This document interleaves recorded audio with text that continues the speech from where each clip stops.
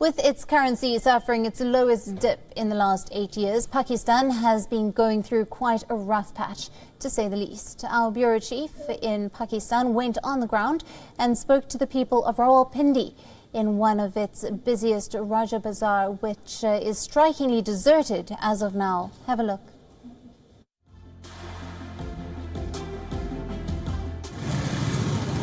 Empty streets, deserted shops, no buyers, vendors wait in vain. That is how one would describe this scene at Rawalpindi's famous Raja Bazaar.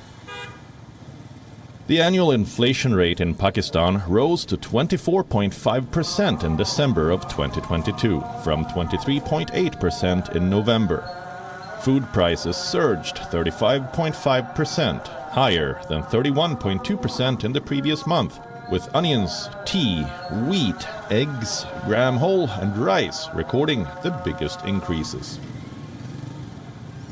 Vendors here have been complaining about the scarcity of items of routine use in general and essential commodities in particular. सामान लेने के लिए हम मंडी गए, चाय पत्ती और चीनी वगैरह ये लेने गए तो तकरीबन 6,000 रुपए का बिल बने और मेरे टोटल जेब में 3,000 थे तो आधा सामान हमने तकरीबन छोड़ दिया. Buyers are complaining about the rise in prices and how difficult that makes it for them to continue with their day-to-day life. जो महंगाई की इस वक्त हालत है, अगर एक ज़री मुल्क के अंदर रोटी 30 रुपए की होगी तो आप खुद अंदाज़ा कर सकते हैं कि उस मुल्क की मईशत का क्या हाल होगा, उस मुल्क के साथ कितना जुल्म हो रहा होगा. और अशराफिया जो है, इस मुल्क की अशराफिया है, वो तो अपने महलों में बैठे हुए हैं, लेकिन हमारे जैसे गरीब आम दरमियाने तबके के लोग जो है दिन रात रोटी के लिए ख्वार हो रहे हैं. Vendors also complain about how the rise in inflation has affected buyers from heading to markets and its effect on their business. सेलें आधी हो गई हैं और लोगों का अपना एक जीना है, यानी कि जो लोग पहले बड़ी आराम से काम कर रहे थे और चल रहे थे, और वो इस हुकूमत की वजह से और इस हुकूमत की गलत पॉलिसियों की वजह से, हम ये नहीं कहते, हम तो ये कहते हैं कि क्या कहते हैं, हुकूमत पॉलिसीज़ बनाए ताजरों के लिए भी और आवाम के लिए भी. और ये जो है बाहर जो ख़बरें आ रही हैं कि भाई डॉलर्स जा रहे हैं बाहर और ये सारी चीज़ें हैं, ये मुल्क के लिए नुकसानदेह है, ये कोई अच्छी चीज़ नहीं है. Although soaring prices are painted as the culprit, people blame the government and inability of the administration to control runaway inflation. मैं कुछ मेडिसिन खरीदने के लिए आया था, लेकिन दिन ब दिन महंगाई बढ़ रही है. मैं गवर्नमेंट से इल्तिजा करता हूँ कि आपस में मिलकर बैठें, कोई सलूशन निकाल लें. ये लड़ाई झगड़ों में कोई फ़ायदा नहीं है, बल्कि आवाम की वेलफेयर का ख्याल करें. With rising inflation levels, people here in Pakistan's Rawalpindi have been complaining that the prices of commodities have been doubled in the past few months, which makes it difficult to continue with their daily routine. They urge the government to act swiftly in order to bring things in control. Anas Malik in Rawalpindi, Pakistan, for WION, World is One.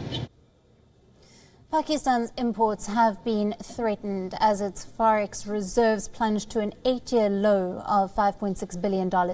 Now the nation has in total $11.4 billion in reserves, which is just enough to pay for just 3 weeks of imports, according to The Economists.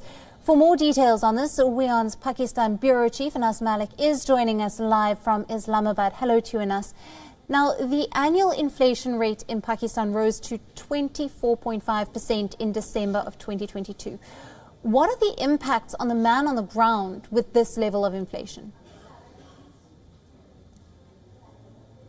Well, inflation has hit an all-time high, it won't be wrong to say, and we're expecting the inflation levels to rise more, Alison, in the ongoing month of January 2023.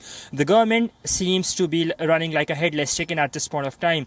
They say that they're putting down measures to cut down on imports. They've already put in energy conservation measures in order to cut down on the import bill vis-a-vis fuel imports, and they say that they're reaching out to friendly countries. We understand demand that the Pakistani finance minister Ishaq Dar has been dependent on what he believes is an incoming Saudi aid, and he also sees some ray of light coming in from China. So that is what the government is currently doing. But at this point of time, people on the roads, you've heard that package as well, people on the roads, they complain of the rising prices of commodities. That makes it difficult for them to continue with their daily routine. As I said as well, that the government seems to be like a headless chicken, but they're somewhat hopeful. It's actually a double whammy. They say that they've inherited a depleted economy, and then of course the floods made it worse. But they're hopeful that probably a Saudi bailout or a Chinese help